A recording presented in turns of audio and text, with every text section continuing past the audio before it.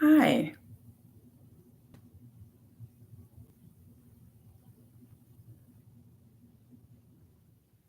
Sorry. Um, Good morning, everybody.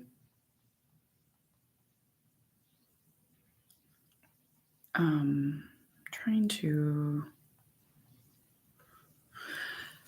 Okay.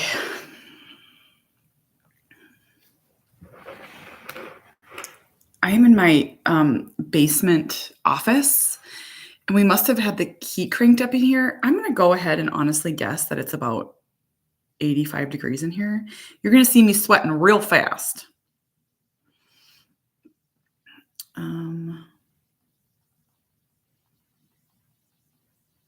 Okay. Almost done. There we go. Okay. Now I'm done. Hello, everyone. Good morning. Hi, Amy. Hi, Shirley. Hi, Dawn. Okay. Yesterday we had so I have a group called Coops Troops. It's online and it's an online group for families like mine. But if you live near me, which is Minnesota, Wisconsin area, we do an event every month. At least that's our goal. And yesterday we did a sensory friendly showing of Moana 2. And we work with this local theater and we rent out one of their big theater. And then because Cooper could not do a movie without the sensory friendly, without this. He wouldn't be able to do it. Now I want to tell you, he did phenomenal. But he does about halfway through the movie sit on the ground. He's just a lot more comfortable. And I'll tell you, I interviewed, and I share this all the time. I interviewed an autistic adult years ago. Her name is Perry. She used to have a page called Not Rain Girl. And she was one of the coolest, most amazing self-advocates I've ever met. I wish she'd come back. Her name was Perry Ann. And she told me that, and I share this all the time. So if you have a kid like Cooper, that she prefers to sit on the ground because it helps her feel grounded. Like it helps her feel comfortable and she feels safer. And so ever since she told me that, if it's feasible, if it's a possibility, Cooper, you sit. If you're comfortable, dude, sit down. And so do I think that he could sit on the ground during a open to the public showing? Probably not allowed, probably not safe. What if people were walking? What if there was but with just our families, the theater's very comfortable. It's just our families. So this is his third movie, and he sat on the ground for about half of it, and he did so well. And that's what I always say about our kids. Like, and I'll say the sentence, and sometimes like this makes people feel like prickly. In so many situations, the challenge is not autism. The challenge is the world's reaction to autism and how autism doesn't fit in this world. That is the truth. That is like the truth of it all. Because if we could practice these things in a bubble, like if we could practice waiting in line and eating at restaurants, and like I've thought numerous times, if I could find a local restaurant that would work with me and we could do a dinner every week, like if every week we could practice dinner at a restaurant in some set, and I've even reached out to some, like, do you have a private room in the back that we could practice, working with a waitress or a server and ordering and, all these things. I've never found a place that would do it. I don't know. I always think that like someone's going to be like, I'm local to Woodbury and I would love to help your family. And I'd be like, thank you.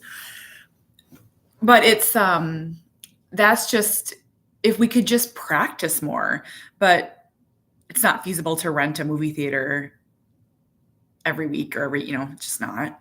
I know my friend Adrienne, she lives in a very small town. Her son has autism. And I think she told me they go to the dentist every month.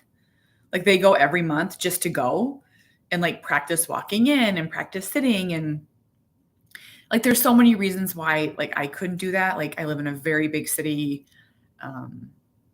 We don't know any of our dentists personally. Our insurance wouldn't cover it. Would they charge us? Like, just different things. Like, but that is like such a great idea to just go to the dentist every month and practice. Like, I bet he could do it if we could practice every month. Sitting in the chair, the sounds, having someone touch us. That's, yeah, if I could change something, it would just, we toured a school once. Well, I think it was an ABA center. We didn't end up going to it. It was too far away and it was too expensive, but we toured it and they had 2 rooms. One was a mock dentist office and one was a mock haircutting place, like a salon. And so each kid could practice going to the dentist and practice getting their hair cut. Isn't that super cool? I'm like, how genius to work on the things that we need help with. I love that idea. We didn't end up going there, but I thought that was genius. Hey, Sheila, good morning. So yeah, the movie went really good. I actually had to leave early with Harbor. And so this was another kind of nerve-wracking thing that went really well. I do not, I can count on one hand the number of times that Cooper has been in the community without mom or dad. It's just, we're just not ready for him yet to do that. It's just, there's lots of reasons. And so I did not want to make him leave the movie. Like, he shouldn't have to leave the movie. These are all his friends. He was sitting by Dexter. Like, he was, but let me just explain the situation. I had to leave to bring Harbor to hockey. He had his first scrimmage yesterday. So cute. He's 6. And he was pumped. Like, he was pumped. I was in a bind. And so I had my PCA with me, which is a personal care attendant for Cooper. So she's Cooper's person. But 95% of the time, Cooper will not separate from me. So that's a challenge, unless he's with his dad. He will not separate from me. So we're sitting there and I'm like sitting next to Laura in our PCA. And I was like, okay, I have to get Harbor to hockey. I'm going to bring Sawyer because Sawyer has hockey after. Can you stay with Cooper and Winnie? There was another person for Winnie, so just take that out of the equation. And she's like, yes. And so I said to Cooper, I was like, do you want to stay or do you want to go with mom? And he was like, I'm like, you want to stay here? And he's like, yeah. I mean, it was a big deal. It was a really big deal that he had a movie date with his friends. Like, let that sink in. Like, he had his own thing. So he stayed with Lauren and I didn't know if he'd follow me out. I didn't know what would happen. And so let me just tell you also one other thing. When we went to this theater last year, they made a mistake that they didn't know it was a mistake. They told us we could go back to the theater and it wasn't open. And so Cooper is very black and white. If you tell him he can go, he's going. If you tell him he can go in, he's going in. And so this was last year. They told him that he could go in and then they wouldn't let him in. And he dropped to the ground and he was laying down and he was very upset, sad, not angry, sad. And it took me a few minutes. They had to come get me. It took me a few minutes to get him up. And so I was really nervous this time. I was just really nervous. And I'll tell you, as Cooper gets bigger and he has his challenging moments, people that work at the places get real shifty. And I'm not saying that they're being mean. They just don't know what to do.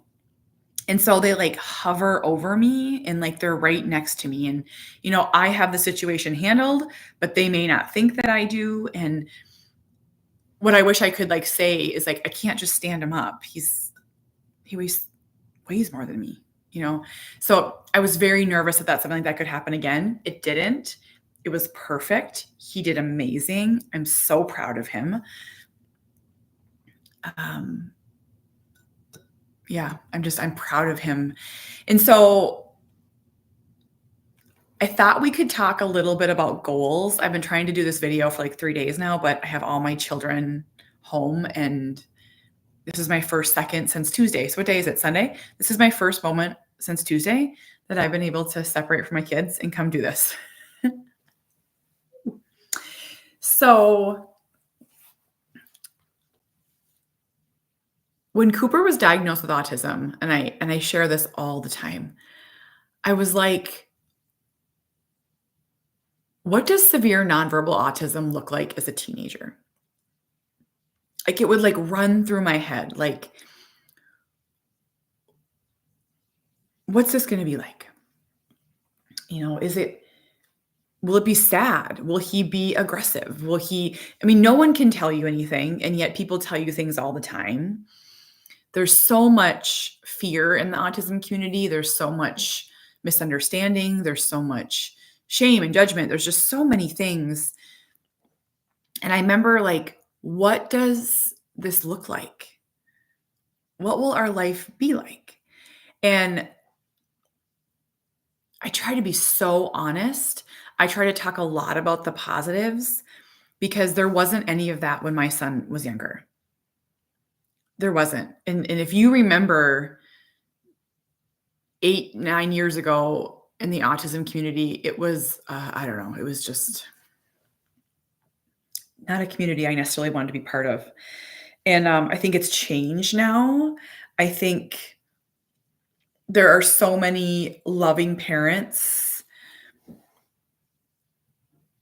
and kind self-advocates that are changing the narrative and being really honest. I don't think that you ever have to show a child having a meltdown or having a hard time. I never have, I never will. But I think talking about things is really good.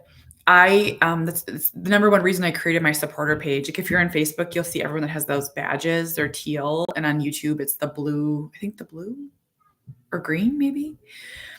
I created a group called Coops Troops because I was so afraid to talk about the hard parts of autism. Even today, I'm like still afraid because I was served such a beatdown for essentially being a caregiver in crisis. And I think we have to support parents. We have to support the people taking care of these kids. And we need a place to talk and share, and we can do it in a respectful, dignified, kind way. But we have to be able to talk about this. I'll tell you right now, I'm going through some potty training struggles with my daughter, and I'm afraid to even talk about it. I don't even talk about it because I just cannot take the like shame and guilt. I just can't. And like, if I dare say that she's a challenging sleeper, oh my goodness. So whether you have a neurotypical child or an autistic child or whatever your child's disability is, I think sharing can be a really, really rocky slope. Like, do I share? Do I say it's hard? Do I say it's sad? Like, I will tell you, Cooper has a really beautiful life. So Cooper is 14. He has the same diagnosis. It's severe nonverbal autism, which people come at me all the time for saying that he's severe, for saying that he's level 3, for saying that he's nonverbal. And people like to argue with anything. That's his diagnosis. That's what it says on all of his criteria. I don't lie. His needs are severe. Would I say that he's profound? No, I wouldn't say that. I have many friends who have children who are in that profound category. I think one of the reasons why talking about severity makes people uncomfortable is they think it's a competition. It's not. It's not. It's not. I know that we all have challenges. I have a dear friend whose son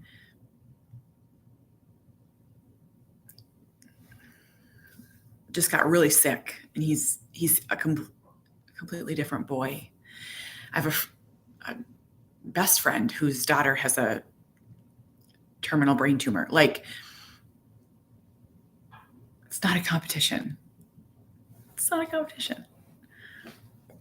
We're all in the ocean. And so, the thing that I'll tell you about severe autism at 14, there's quite a few things. I'll tell you, we as a family have gotten stronger and smarter and more creative. We've built a world for Cooper. And so I think that's super important to remember.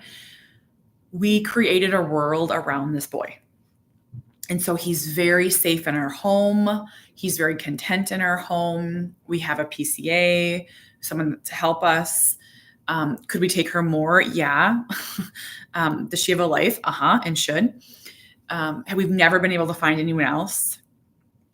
We've never, and so we're so thankful for her. And I think the important things are get your child sleeping, get them safe in your home, find foods they can eat, areas they can be safe in. Like, I keep going back to safety.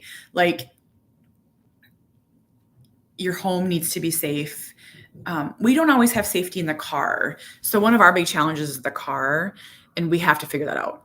Like, we're going to have to work with some sort of crisis interventionist to figure out how we can be in the car safely. It's a big problem. I mean, we have 4 kids. Like, we have to be able to safely be in the car. That's hard. Finding programs for kids, finding so many different parts. Like, we've been able to figure out a lot of those.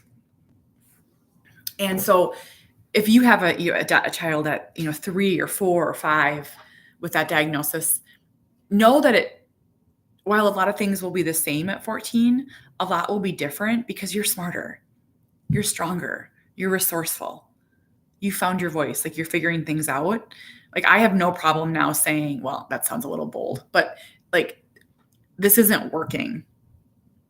Like, this isn't working. I feel braver to say that now. I feel braver to say to a doctor, like, try something else, so that's a big part of it. I also would say, starting Cooper on medication was one of the best things that we ever did for Cooper. And if you've read my book, I was very anti-medication for Coops just because I was scared. I didn't know what it would be like. I didn't want to try. I didn't want to be judged. I didn't want to comatose him. I didn't want to drug him, blah, blah, blah. Tackling his anxiety head on was one of the best things we ever did. And if we had not dove into Cooper's anxiety and helping him with it, I don't know where he'd be today. I don't know where he'd be today. I actually can't even picture it because I think he would be so unsafe. So Cooper's on a pretty hefty dose of anti-anxiety medications every day, and it's his lifeline. I think it calms the peace in his brain. The hard parts that we have, and I just did his yearly evaluation with the state, so they're very fresh in my mind, and I live them every single day. But the hardest parts of our life are living alongside autism. Thank you, Carol. Living alongside autism and giving our other 3 children experiences and the life that they should have. And now I get really prickly, like real prickly, when people are like, your other children are suffering. I just got it yesterday. Your children are suffering. Yeah, they are. Going from Moana 2 to a hockey scrimmage to another hockey practice to when he has horseback riding today and da. It's like, our children are not suffering. I think we're suffering. But no, our children are not suffering, and we work really hard. But parents, if you have kids, if you have a child with a disability and other kids, you know how hard this is.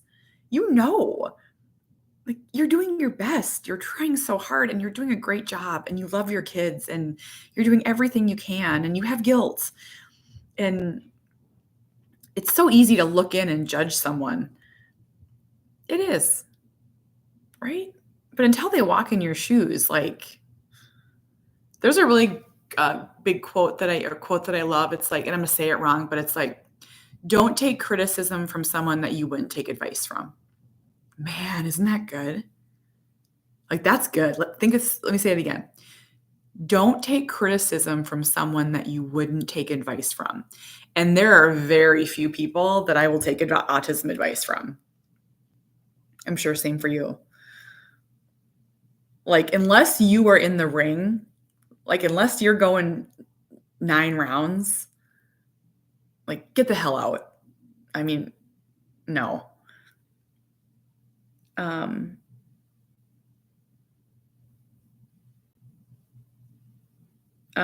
Carla, would you want your hardest moment put online without being able to give consent? I think you're just gonna have to trust. I mean, there is absolutely 0 way I would ever put Cooper in a vulnerable situation on the internet for strangers to comment. I can't even fathom it. I would never. I would cut off my arm before showing my son in a vulnerable situation. There is no way. Never. He cannot give consent. He cannot defend himself. I think about my most vulnerable situations, my hardest. What if someone videoed me and put it on the internet? And in reality, who is that helping? Like, let that sink in. If I shared a video of my son having a meltdown, it would be 10,000 comments saying he should be in jail, that he's unsafe, that autism is dangerous, that he should be euthanized, that I mean, I can't even tell you. Like, no, never. I will never. When I say autism is hard, I'm speaking to the people that will believe me. If they won't, then they're not my people. So, I mean, I can't even fathom. I will never. Imagine giving birth. Imagine giving birth. You're pushing a baby out, you're crapping your pants, you're screaming, you're crying, and someone videos you and puts it online just to prove that giving birth is hard. Like, that's a really good example. Let's say that again. I'm telling you that giving birth is painful and it hurts. And it hurts. Do I have to video my private parts for you to believe me that it hurts? Oh, Cooper's calling me. Oh, Cooper's going to call me 1 million times. So, I mean, now I'm sweating. Oh, Cooper's going to keep calling me. Darn it. Cooper's going to keep calling me. I don't know. It'll never happen. It will never happen. There are hard parts to autism. You just got to believe me. Our hard parts now aren't so much meltdowns, although we had a hard one the other day. Cooper's OCD is tough. We can't really get a handle on it. It's really hard. His OCD is, I want to tell you something else too. So Cooper's OCD is like shoving things like in and under couches, behind drawers and cupboards and closets. I think he wants to clean, but it's like really hard. I was talking to my friend Amanda about it this morning. Like, if it's just really hard. I can never find anything. Things get broken because they're shoved, constantly broken cupboard doors and all different things, and closet doors and stuff. It's really hard. And someone said to me, you should put a lock on that door. I shared a picture of our closet door and how he had taken like all of our Christmas stuff and just shoved it in. Like, the Christmas tree isn't in the box. Like, it's just like ornaments like thrown in. He did it so fast. I was carrying stuff down and he's so fast. By the time I went upstairs, packed up a tub and carried it down, he had just shoved it in. And I came down and I was like, Cooper, no. I was like, no, you little shish kebab. Grr. And someone said to me, why don't you just put a lock on the door? Which is a very good thought, right? Why don't you just put a lock on the door?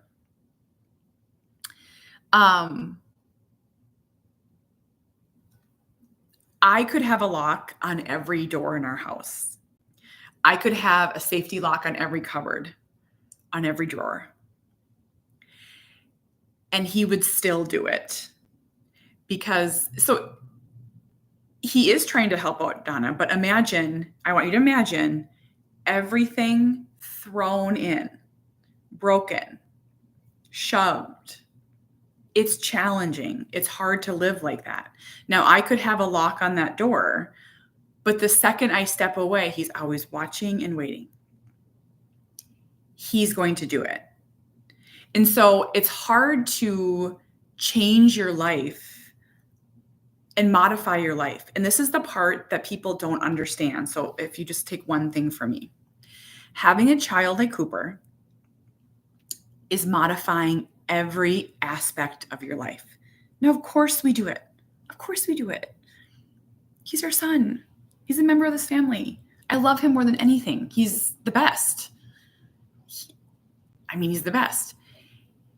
And every day is a struggle from where we go to when we leave the house. So, for example, Sawyer has hockey at 12:30 today.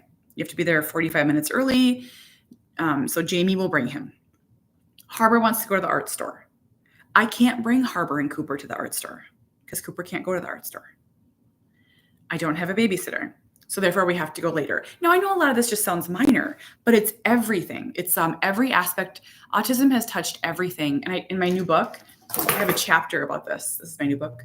I talk about how from where we live, to the house we bought, to the city we live in, to the jobs we work, to modifications in our home, to the car we drive, to like everything, autism has touched it with its grasp. And there's nothing that we do that autism doesn't affect. I wish I could, book a trip for my family. I can't. I wish I could. Like today, so here's an example. I'm doing Target pickup, but I also would love to go to this other store and get this thing. I can't with just Cooper. Autism touches every aspect of our life. And I wish, when I tell you about my goals for 2025, I wish I could make life easier. That's it. Hey, Jessica, I just want to make life easier. I have a friend, her name is Casey. She's the one that takes our photos. And she has 2 autistic children. And she shares, if you don't follow her on Instagram, I think it's just Casey Co. She's amazing. Her daughter Paisley has severe autism. And every year she shares how Paisley does Christmas, opens her presents alone, because they help her open up her presents. And then they open up with the other kids. And there's all kinds of reasons. Paisley, and I'm not going to even get into them because I believe her in all the reasons. But she shared, I wish Paisley could be with us. I feel like a piece of our heart is missing. And that summed it up so perfectly well for me. I'm at this crossroads. And if anyone else can relate to this, please say something. I'm at this crossroads where I need to create a life alongside autism. But that means leaving Cooper home and not having Cooper with us. And it makes me sad. He loves us. He wants to be with us. And he is not safely able to do it, not willing to do it. And so many parents or people that I don't even know if they're parents, but they're just leave him home. I get that every time. Leave him home. We do. But I don't want to leave Cooper home every day. I don't want to leave Cooper home. I want our family around Cooper. I want a life, but Cooper can only tolerate a life inside our home. And we have to leave. I always say Cooper's our nucleus, and it's like we orbit around him.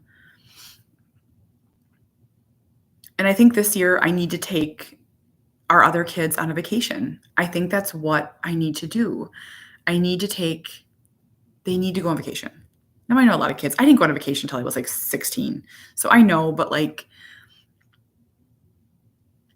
I want to take my family somewhere. And there's 1 million reasons why it would not be a good thing for Cooper. And we can debate them all day. So I got to figure that out. Can you imagine the crap that I get online if I took my other kids to Disney World and didn't take Cooper? I can't even imagine. Like, I can't even imagine like people telling me what a horrible person I am. But Cooper would hate Disney. He would hate it. He would never go to the park. He hates heat. He hates crowds and lines and loud noises and rides. Oh my gosh, he would hate it. I could rent an Airbnb and somehow get him there and keep him in the Airbnb the whole time and pay someone to be with him. And then we could all go, and then we could swim at night. But is that really a vacation for Cooper? Like, I don't know. I don't know. I don't know the right answers. I can't get Cooper. I can't get him there. He can't go on a plane. He's not going on a plane. He cannot go on a plane. Believe me. He cannot go on a plane. So I have a friend who years ago, she flew out the grandparents and they stayed at the Airbnb the whole time and essentially were there just to watch the kiddo with autism. Jamie won't drive to Florida. So I mean, I guess I could drive it with Cooper and maybe someone else and send Jamie on the plane with everyone. I don't even know. See, this is like, it's so hard. It's so hard. Maren, I think he would be happier at home too, but I think that he would miss us. Like, we are Cooper's whole world. We are his whole world. He loves us so much. Like, I don't think that he could be apart from us for more than 2 days. I really don't. I mean, of course he could, but I don't know. So I'll just say it feels unfair, this life sometimes. It feels unfair. And if that makes people feel prickly, I don't know. It feels unfair. I wish I could fix it. I wrote a post last night on my newsletter. If you aren't subscribed to my newsletter, it's called, go to Substack, Substack, and click Finding Cooper's Voice. You can read my Substack. But I talked about the serenity prayer last night and how it's taken me a long time to accept that I cannot change autism. No matter what I do. I can't make him talk, and I can't make him less severe. And I can't, no matter what I do, he is not going to live independently. And he's not going to get married. He's not going to have kids. And it's sad. If you want to tell me it's not sad, let's talk. It's sad.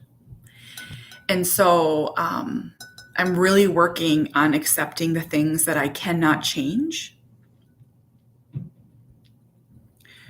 Courage to focus on the things I can share. I can build a community. I can prepare for the future. I can love this boy with all of my heart. I can change the world for him. And the wisdom to know the difference. Gosh, isn't that good? It's so good. My grandma had that prayer clipped out and put on her cupboard in her kitchen in Silver Bay, Minnesota. Does anyone know where Silver Bay, Minnesota is? Population 7. It was next to like a bread recipe. And I don't know why she had it on there. I don't know why. She's been gone for a long time. She's been in heaven for a long time. But she had that prayer. And oh, yes, they do, Gloria. But I mean, Adrian doesn't care. A serenity prayer. It is it's a good one. Wisdom to know the difference is the hardest part. It is so hard to know the difference. Okay, everyone, I'm going to hop off. So before I do, I just want to tell you all, I am starting my weekly topic for my paid supporters. So I have a paid supporter group. It is $5 a month. I want you to try it. If you don't like it, you can cancel it. I think you're going to love it. And every week I am going to do a topic varying from medication to aggression to siblings to marriage to sleep to puberty. And then I'm going to offer a Zoom to whoever wants to join me. I don't know what it's going to look like. I'm one person. I'm going to do my best. But if you would like to join I'm calling it Topic Tuesday, but I don't know if it's going to be Tuesday yet. If you want to join Topic Tuesday, join my supporter group. It's very simple. You just click join. You're part of the group. You can ask questions, share, get to know other people. I'm going to do it for YouTube and Facebook. And so I asked my paid subscribers what they want their first topic to be. I have a whole list. I don't know what it's going to be. I think maybe hope. Let's talk about hope. But the part that I'm adding is the Zooming. Now, I don't know what it looks like because what if there's 100 people on the Zoom? I don't know. But I want you to join. If you feel lost, if you feel alone, if you feel like you can't ask questions, if you're scared, come join. It's the only group where I don't feel judged by others who don't get it. Nicole, Lisa, are you trying it from an iPad? Try it from your desktop computer.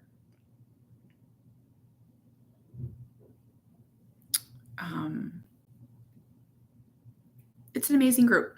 It really is. It's changed my whole life. I learn something all the time in there. And I'm telling you, we work so darn hard to keep it judgment-free. And I would say in probably 5 years, there's been maybe 5 instances where people have been mean. But they're gone. So there is Instagram subscribers. And I've told them that for lots of logistical reasons, I'd love if you joined Facebook or YouTube instead. If you can't, I will do videos over there too. But Instagram's functionality is not as good as Facebook or YouTube. I know that sounds weird, but I can't do it. So if you're just an Instagram subscriber, join Facebook or YouTube, and then you will get the videos. So is Sydney gone? Who's Sydney? I don't know who that is. Okay. We're starting this week, but let me get my kids back to school tomorrow, and then I will share the topic. I will share the topic for the week, and I'll probably go like 5 out. So the waiting list thing that's broken. It's a Facebook thing. It's broken.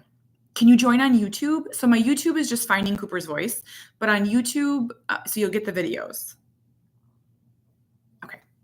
I'm going to go try and get Harbor to the art store. He wants to. Oh, and one last thing before I go. If you have any intention to come to my retreat in May. So in May, we're having our retreat. Carrie and Adrian are coming. It's the first time the 3 of us will be speaking on a stage together. Our retreat is in San Antonio, Texas in May.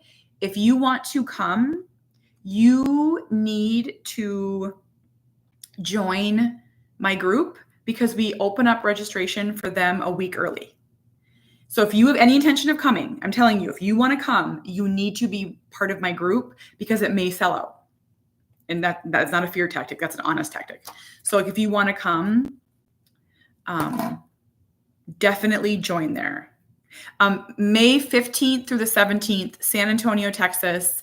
Carrie Cariello, Adrian Wood, Kate Swenson, Eileen Lamb, Tiffany Weaver, Mia Corello, and Camille Joy are our speakers.